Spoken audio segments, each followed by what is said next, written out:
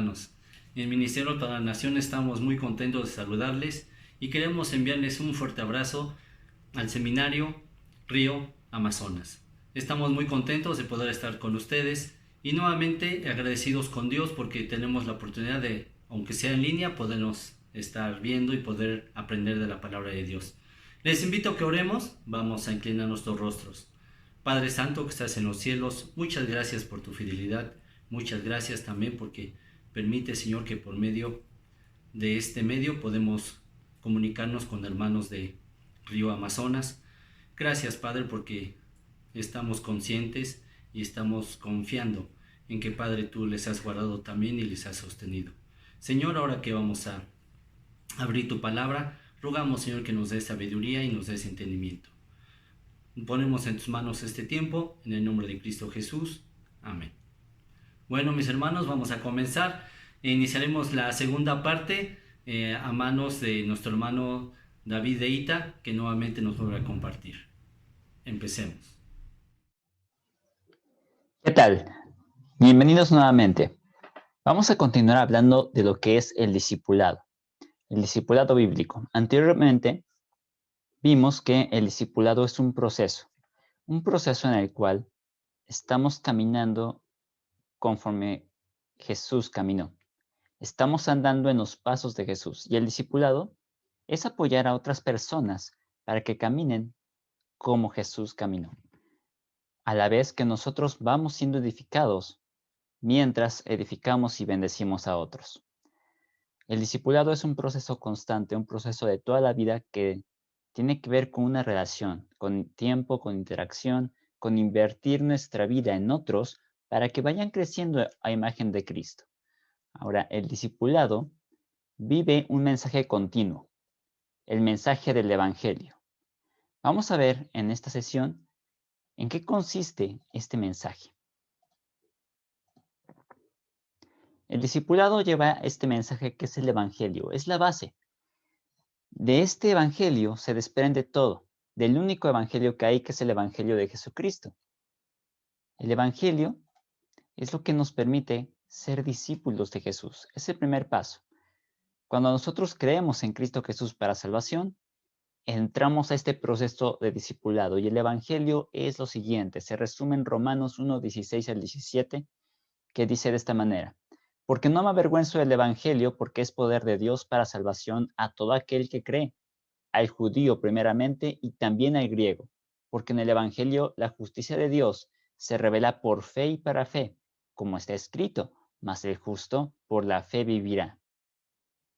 El Evangelio es el mensaje que está dirigido a toda persona, de cualquier nación, de cualquier grupo étnico, de cualquier lugar del mundo. El Evangelio es para toda persona. Ahora, nuestra responsabilidad humana es responder al Evangelio, pero no únicamente tiene que ver con el hecho de alcanzar personas a Cristo.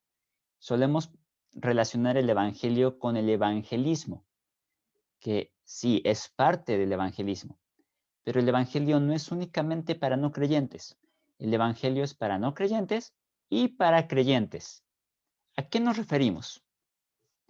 El Evangelio es para no creyentes en el sentido de que ellos no conocen a Cristo, necesitan escuchar las buenas nuevas de salvación, necesitan saber quién es Jesús, saber su problema de pecado, saber que ellos no pueden hacer nada por sus fuerzas para salvarse y que necesitan que Dios intervenga y que Dios ha intervenido.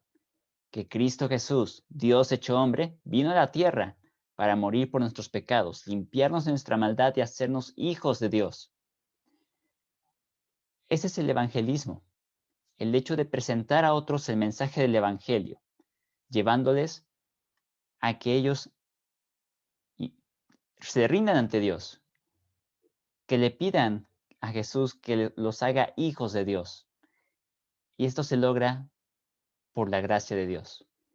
Se recibe por gracia, es decir, es un regalo inmerecido, que se recibe por fe, por creer en Cristo Jesús, por creer este pasaje, por creer lo que dice este pasaje, que el Evangelio es poder de Dios para salvación a todo aquel que cree, al judío primeramente y también al griego, porque en el Evangelio la justicia de Dios se revela por fe y para fe, como está escrito, mas el justo por la fe vivirá.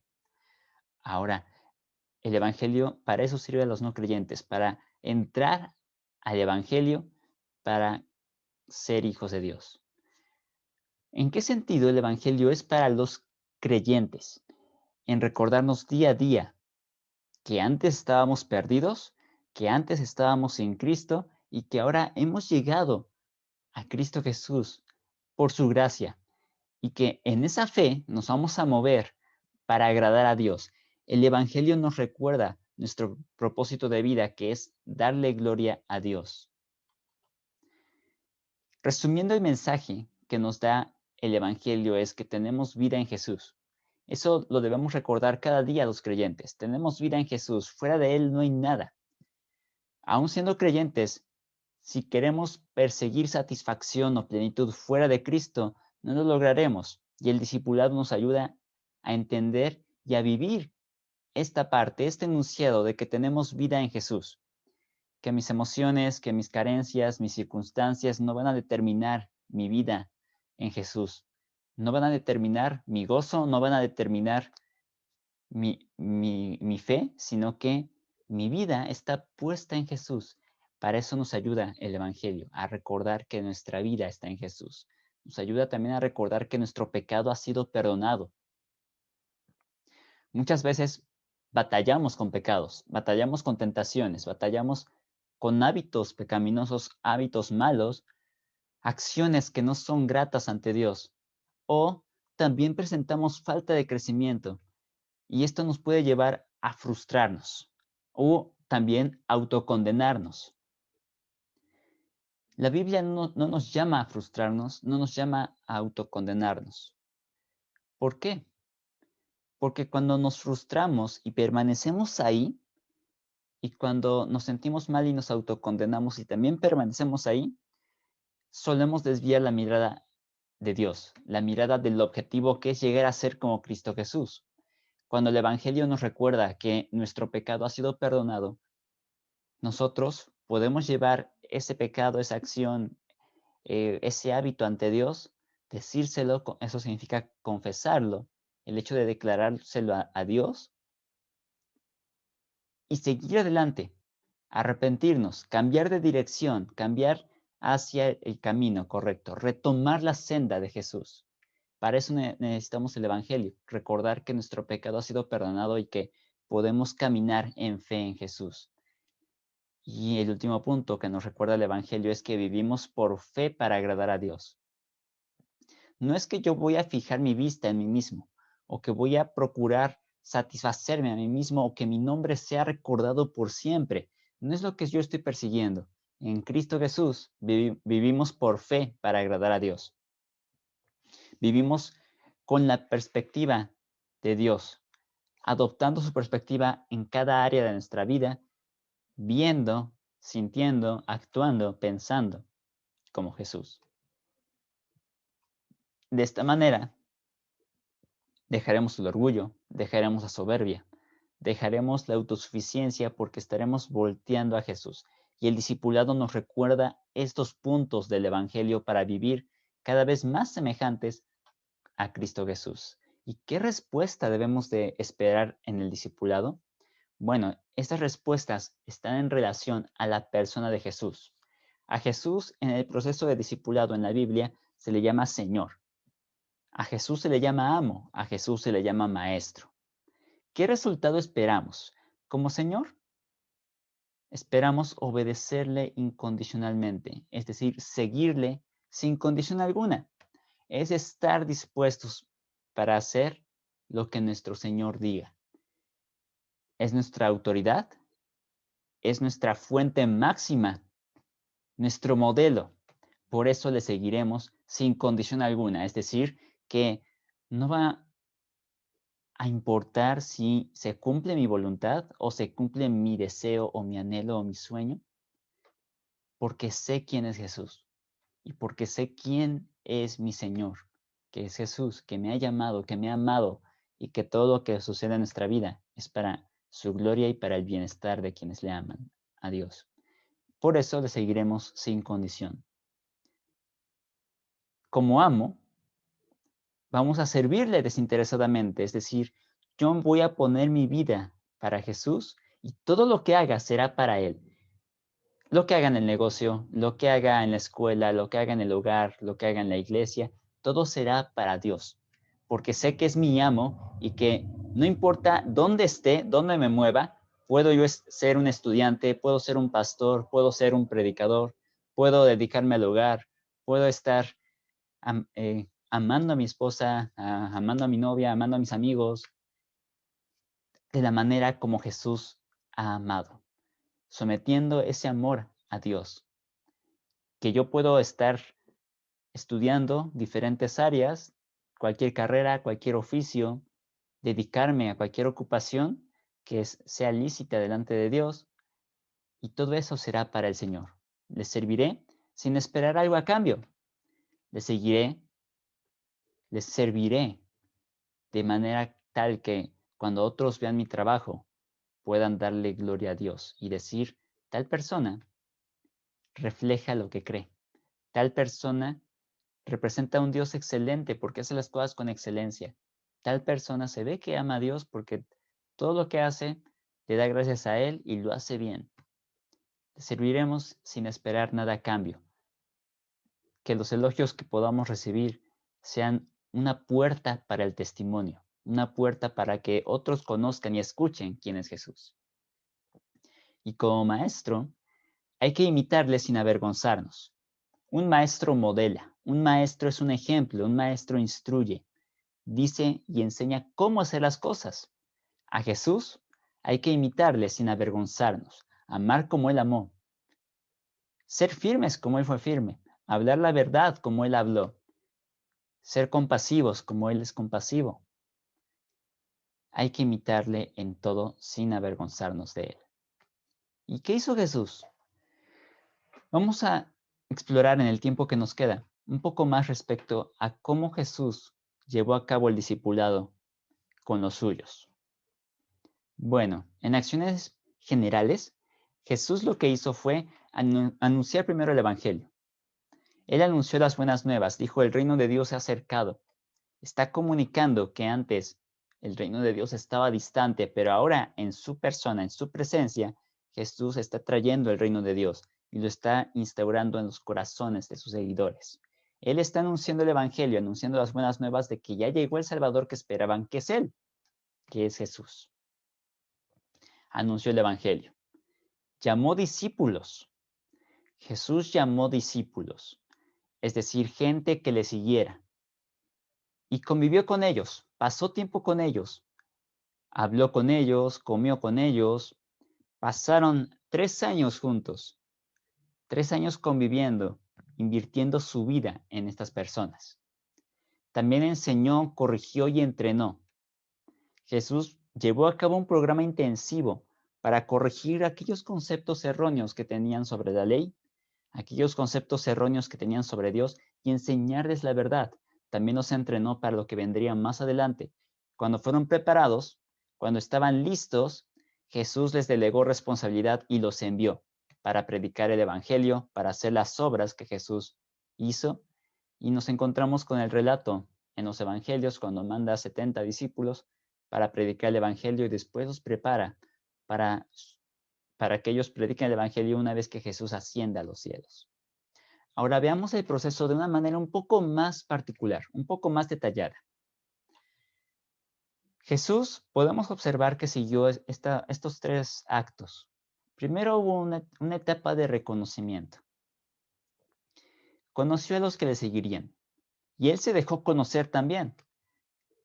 Cronológicamente hablando, el primer evento de Jesús en los evangelios son las bodas de Caná, donde ya había gente que le estaba siguiendo, donde ya había gente con la que estaba interactuando. Jesús se dio a conocer y conoció a los que le seguirían. Empezó esta relación con ellos. Los llamó, estuvo pasando tiempo con ellos de una manera informal, en situaciones cotidianas. Les mostró cómo es Él, les mostró su vida. Fue transparente. Esto nos lleva a comprender algo. Si esperamos tener un discipulado efectivo, primero debemos de ganar la confianza de aquellos que discipularemos. ¿Cómo lo haremos? A través de conocer a quién vamos a discipular y que ellos nos conozcan. Ser transparentes, ser honestos, ser sinceros, pasar tiempo juntos, convivir, estar haciendo actividades informales, tal vez después de los cultos, después de las actividades formales de la congregación, poder platicar un momento, poder después, más adelante, invitarles a convivir en algún lugar público, en el hogar. Va dependiendo de cada contexto, pero de esta forma se van ganando la confianza, se va ganando la confianza de la gente y ya no somos desconocidos, ya somos no solamente una persona que quiere dar una clase, sino somos gente que se interesa en otras personas. Y al mostrar una congruencia en nuestro testimonio, la gente se verá atraída por lo que le debamos de enseñar. La gente nos dará su confianza para escucharnos. Después se realiza el llamado. Jesús lo que hace es invitar a seguirle de una manera total. Los maestros de ese entonces veían a los candidatos para ser discípulos y los observaban detenidamente.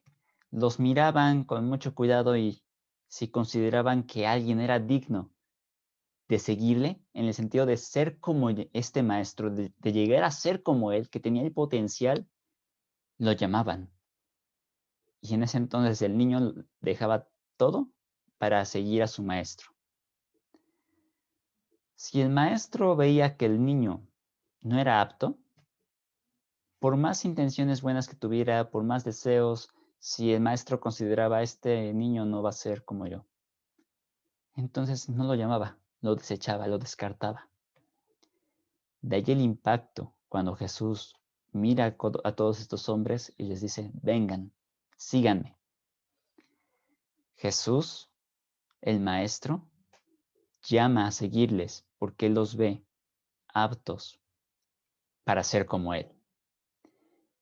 Y entendemos que no eran aptos por sus propias fuerzas, sino que serían aptos porque Jesús trabajaría en sus vidas y porque Jesús enviaría el Espíritu Santo más adelante cuando Él ascendiera a los cielos para que se produjera el fruto en sus vidas y ellos manifestaran la vida de Cristo Jesús.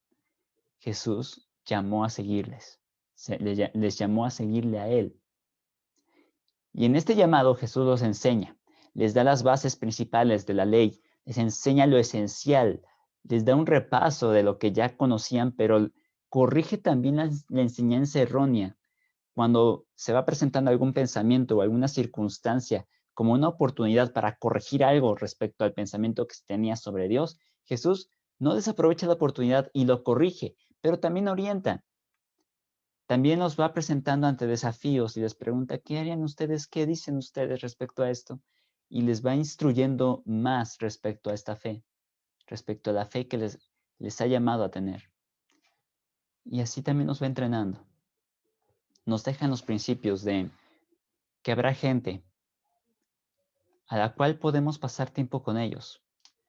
Y habrá gente más cercana, a la que tal vez podamos dedicarle más tiempo por la relación que se ha formado, por la confianza que hay, por los diferentes factores. Y estas personas podemos llegar a ser más intencionales, más explícitos para empezar a discipular enseñándoles, mostrándoles lo que la palabra enseña y también corrigiendo aquellos aspectos que no son de acuerdo a la palabra, sino que son propios de un estilo de vida anterior, un mal entendimiento acerca de Dios y con la palabra corregirlos en amor con la verdad de Dios y orientarlos.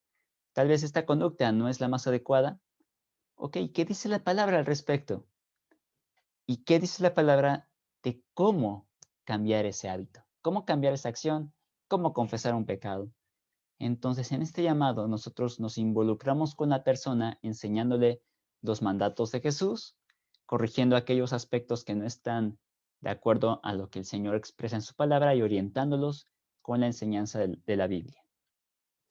Y observamos finalmente que Jesús delega autoridad. Escogió a los más cercanos, con los que había pasado más tiempo, los que habían preparado de una manera más intensiva, los entrena con mayor intencionalidad. Observamos que el grupo de Jesús era muy grande, del cual Jesús llamó a 12. De estos 12 llamó a 3 más cercanos. Y a todos los entrenó, pero a algunos les dedicó más tiempo. Cuando les delega autoridad es porque ha pasado tiempo con ellos y los ha preparado para esta tarea. Y de esta forma los prepara, escogiendo a los más cercanos, colocándolos a cargo, los sigue entrenando y ahora también les confía labores.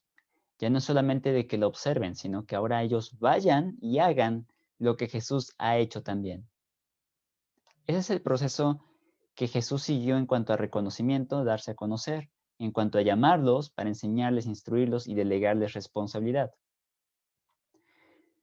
Jesús nos modela con su propia vida cómo ser un discipulador, cómo discipular a otros.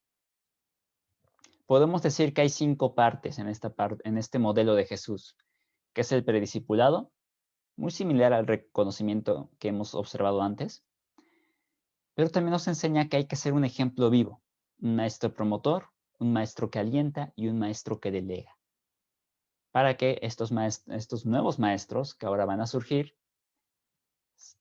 realicen el discipulado y el ciclo se repita con otras personas. ¿En qué consiste cada una de estas fases? En lo siguiente. El prediscipulado, observamos estos aspectos. Jesús invita. Jesús pasa tiempo con la persona, Jesús está conviviendo con aquellos que va a discipular. Los discípulos estaban buscando respuestas, estaban buscando una manera de vivir de una forma justa ante Dios, una manera piadosa de vivir. Y Jesús les da la respuesta en su persona. Y estos discípulos quieren saber si Jesús es el Mesías que esperan. ¿Es Jesús el Mesías? Es la pregunta que está en sus mentes y en sus corazones. Lo observamos cuando Juan el Bautista manda a 2 de sus discípulos y dice, síganlo, ahí está el Cordero de Dios que quita el pecado del mundo. Le preguntan, oye, ¿tú eres el Mesías? ¿Tú eres el que estamos esperando? Jesús, ¿qué le responde? Vengan y vean. Jesús invita a encontrar las respuestas en Él. Y es la respuesta que nosotros daremos cuando la gente se acerca a nosotros buscando esperanza, buscando consuelo, buscando una respuesta, buscando a Dios. Nosotros no somos el Mesías, pero somos representantes de Jesús, el Mesías, representantes de Dios. Cuando alguien se acerque y nos pregunte, ¿hay esperanza para mañana? ¿Hay alguna luz al final de este túnel? Con nuestra vida podemos decirles, vengan y vean. Porque a pesar de la circunstancia, a pesar de las pruebas, a pesar de las dificultades, mi gozo no se viene abajo. Puedo tener, sí, emociones, son parte de de nuestra naturaleza humana, pero nuestras emociones las rendiremos ante Dios. Y entonces, a pesar de que el panorama no sea totalmente claro, podemos tener esperanza, podemos tener fe, podemos mirar el futuro con esperanza sin caer en un fatalismo, podemos mirar con la luz de Dios y de esta manera reflejar a otros que hay algo distinto y no es por nosotros, es por aquel que nos ha hecho libres y que nos ha llamado a seguirle, que es Jesús. Después observamos cómo Jesús pasa a ser un ejemplo vivo. Jesús, ya después de haber llamado a sus discípulos, Él está practicando sus enseñanzas, les está mostrando y modelando cómo vivir. Los discípulos observan e imitan, les enseña cómo vivir, cómo enseñar, cómo orar. Y los discípulos están aprendiendo, escuchándole, observándole y están imitándole. Ellos están listos para observar a Jesús y en qué consiste su ministerio y su misión.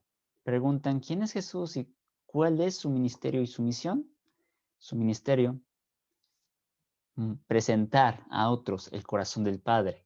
Su misión de Jesús es traer la obra de redención a través de su muerte. Con nosotros somos un ejemplo vivo. Por lo tanto, la gente nos va a observar y nos va a imitar. Si estás discipulando a alguien de manera formal o informal, tú le puedes enseñar cómo orar, cómo leer la Biblia, por qué libro de la Biblia empezar, cómo estudiar la Biblia de una forma básica, y la gente te va a observar y va a buscar imitarte. Nuestro ministerio es el mismo ministerio de Jesús. Presentar el corazón de Dios al mundo. Presentar el corazón de Dios a su pueblo para que le conozcamos y le adoremos. La misión es presentar también la obra redentora de Jesús en la cruz y su poder al resucitar. Lo verán reflejado cuando nosotros somos ejemplos vivos. Después vemos que esta fase sigue como maestro promotor, en donde los discípulos aprenden y preguntan. Están listos para interactuar con Jesús e identificarse públicamente con Él. Su pregunta constante es, ¿cuál es el precio de seguir a Jesús? Y Jesús les enseña. Jesús les habla la verdad, les dice cuáles son los requisitos, cuáles son los lineamientos para seguirle, que es tomar su cruz, negarse a sí mismo y seguir a Jesús. Los discípulos hacen preguntas respecto al reino de Dios, respecto a si Jesús es el Mesías, a cómo vendrán ciertas cosas, ciertos eventos. Jesús no los reprende. Jesús no les dice eso para después. Jesús no dice, qué preguntas tan malas. No dice nada de eso. Al contrario, Jesús alienta que ellos estén buscando conocer, que ellos pregunten. Es lo que debemos hacer nosotros. No descartar ninguna pregunta, no descartar comentarios porque son las necesidades de la gente. Tal vez están preguntando sobre un tema más avanzado, como tal vez escatología, por ejemplo. Bueno, si tenemos la respuesta, podemos darle una respuesta general. Si consideramos que es algo complejo, le podemos explicar, este tema es algo complejo. Si quieres lo podemos explicar o podemos dejarlo para después. No descartemos nada. Presentemos respuestas al nivel de quien nos está preguntando. Y si no sabemos algo, también se vale decir, en estos momentos no lo sé, pero vamos a investigar juntos, vamos a buscar en la palabra de Dios, vamos a preguntar a otra persona, vamos a buscar la respuesta. Hay que alentar el aprendizaje de la palabra de Dios. Y esto tiene que ver con el siguiente rol. El maestro que alienta. Y es un maestro que alienta no solamente en lo teórico o en los conceptos, sino también en aplicarlos.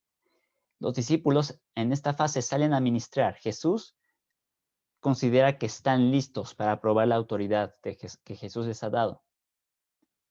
Ellos se preguntan, o la pregunta que podemos hacer al respecto es, ¿el poder de Jesús seguirá actuando en nosotros cuando ejerzamos su ministerio? Jesús es quien está obrando.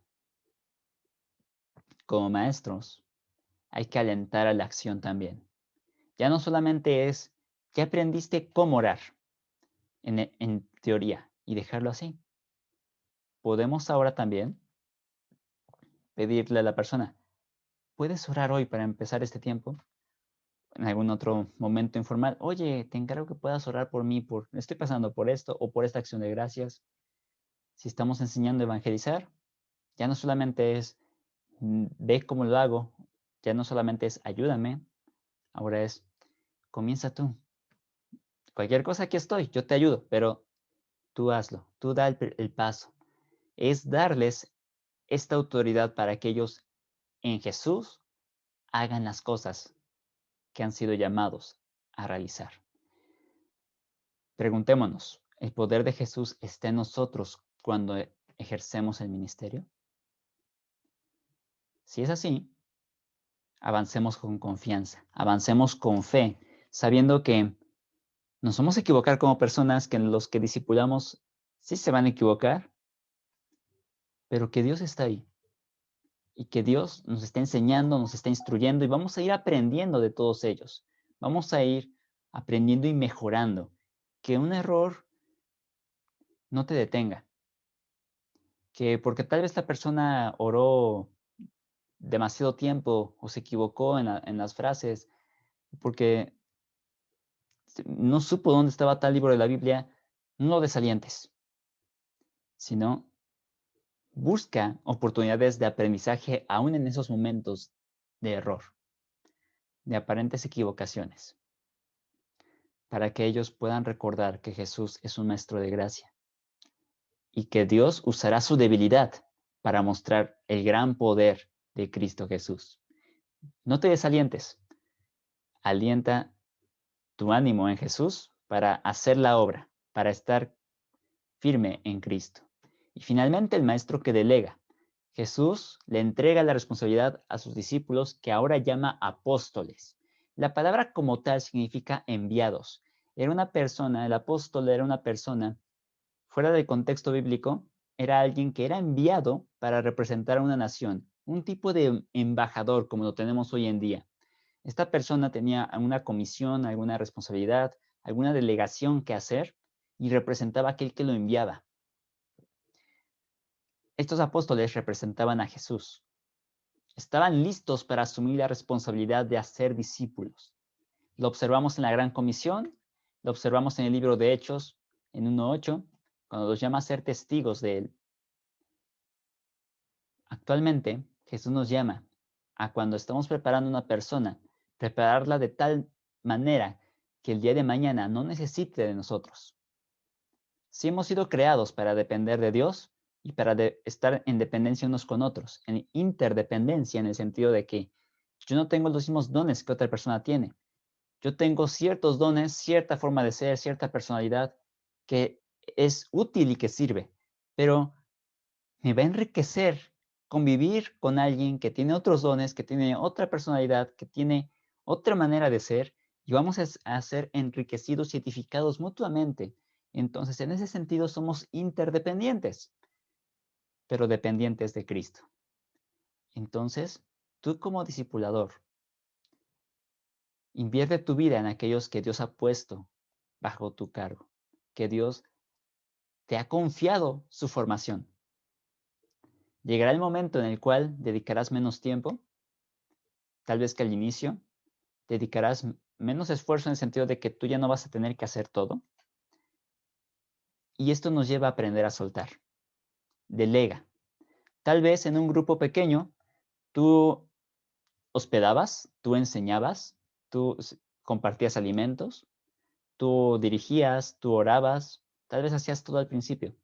Conforme este grupo va creciendo en madurez, los miembros que están ahí van madurando, les has ido enseñando, mostrando cómo estudiar la Biblia, mostrando cómo orar. Tal vez ya para estos momentos es tiempo de delegar y es tiempo de decir, oye, hoy podemos, podemos hacer que esta persona dé la enseñanza. Puedes compartirnos tu testimonio, puedes compartir tu la enseñanza, puedes tú coordinar la reunión, puedes tú organizar tal vez los alimentos si es que acostumbran a llevar alimentos. Podemos hacer un rol tal vez para que alguien más quien guste pueda llegar a hospedar también, si es su deseo. Entonces ya no depende todo de nosotros, humanamente hablando, sino que entendemos que Dios nos llama a entregar autoridad a otros. Y al principio puede costarte que otros hagan las cosas, pero descansa en Dios. Descansa en que Jesús está haciendo su trabajo, que el Espíritu está actuando y que tú cuando obras de corazón para Dios conforme a lo que la palabra enseña, ese trabajo va a dar fruto, porque el fruto lo da el Espíritu. Entonces no tengas miedo de delegar. En resumen, para ir concluyendo, podemos hacer discípulos a la manera de Jesús, donde Jesús en su primera etapa enseña y hace. El discípulo escucha y observa de una manera un tanto pasiva, pero atenta. En una segunda etapa, Jesús hace las cosas y enseña de manera particular, es decir, enseña poniendo énfasis en algunas personas para irlas preparando. Entonces el discípulo se involucra y reflexiona cómo hacer esto. No es únicamente una repetición, sino es una imitación con reflexión. Una imitación consciente de por qué se hacen las cosas. Después observamos cómo Jesús los envió a ser discípulos. Los discípulos hacen Y Jesús observa, Jesús los retroalimenta, les da su opinión, les dice que estuvo bien. Con aquellos que discipulamos, podemos hacer esto, hacer las cosas mientras que ellos observan y escuchan. Después, hacer las cosas mientras ellos se involucran, ayudan y reflexionan, entendiendo cómo se hacen los procedimientos. Después, nosotros observar mientras ellos participan, mientras ellos hacen y nosotros retroalimentamos. Y finalmente, delegar la obra y los discípulos enseñan a otros a ser discípulos, que posteriormente les enseñarán también a hacer discípulos. Pero recordemos, primero, antes que el hacer está el ser. Debemos ser discípulos de Jesús para hacer discípulos. Y mientras vamos siendo discípulos de Jesús, podemos hacer discípulos. No esperemos a ser perfectos para hacer la obra, porque ese momento solo llegará cuando Cristo venga por segunda ocasión. Entonces, desde donde estás ahora, dispone en tu corazón velar por los intereses de Dios, tomar tu cruz en el sentido de morir a ti mismo, quitando viejos hábitos, quitando viejas influencias pecaminosas, renovándote en Cristo y síguele día a día. De esta manera, tú estás siendo discípulo cuando estás caminando como Jesús y estás listo para discipular a otros, tal vez de manera informal, con un café, con convivencia, con estar preguntando cómo va la persona, con estar orando unos con otros, o tal vez de manera formal, ya más intencional, teniendo grupos de estudio, teniendo reuniones en ciertos lugares para poder poner atención a ciertas personas, hasta el punto de delegar. Y recordemos, el proceso consiste en hacer discípulos que caminen como Jesús, que amen como Jesús y que vivan para la gloria de Dios. Sigue adelante, fortalécete en el Señor y espera grandes cosas de Dios mientras haces grandes cosas para Dios en el poder del Espíritu de Él. Que Dios te bendiga grandemente. Y recuerda, Jesús está contigo. Sigue adelante y todo lo que hagas en el Señor traerá fruto por el Espíritu Santo. Que Dios te bendiga grandemente. Bendiciones a todos. Bueno, mis hermanos, pues hemos terminado este tema que viene siendo discipulado. Esperemos en Dios que les haya sido de beneficio para ustedes, para nosotros también lo ha sido. Y Ministerio para las Naciones quiere dar las gracias al Seminario de Río Amazonas por esa invitación de poderles compartir la palabra de Dios. Estamos en contacto, vamos a despedirnos. Padre Santo, gracias Señor por tu fidelidad, gracias Padre porque tu palabra ha sido abierta y así también podemos entender, Señor, y disfrutar de lo que tú nos hablas por medio de ti. Bendito seas, Padre, rogamos que tú bendigas, Señor, a cada uno de nosotros y suplicamos, Padre, que tú nos guardes y nos sostengas. Bendice a cada uno de las familias presentes y rogamos, Señor, que tú les bendigas grandemente. Gracias, Padre, en el nombre de Cristo Jesús. Amén. Bueno, mis hermanos, estamos en contacto y esperemos que podamos aplicar en nuestras vidas diarias lo que hemos aprendido. Hasta luego.